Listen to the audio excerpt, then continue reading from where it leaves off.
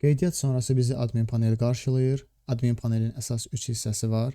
Sol tərəfdəki menyular, mərkəzi hissə, əməliyyat hissəsi və sağ tərəfdəki lazım olan qısa hissələr. Buradan ekranı tam ekran eləmək, kiçiltmək, rəng rejimini dəyişmək və müəyyən hissələrə getmək. Burada saytı aç yazılıb.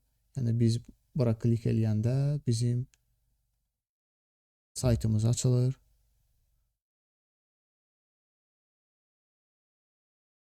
Qol bələdçi hansı səhifədəyiksə bu butona basanda bizə həmin səhifənin nə işə yaradığı, necə istifadə olunmalı olduğu haqqında kömək mətni çıxır.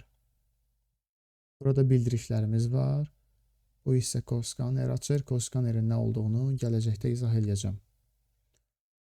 Sol tərəfdəki menyuda isə baxın, müəyyən menyuların altında aşağı doğru ox var. Bu o deməkdir ki, bu menyunun altında alt menyular var. Test üçün ambara klik edirəm. Ambarın alt menyuları, ambar idarə etməsi və s.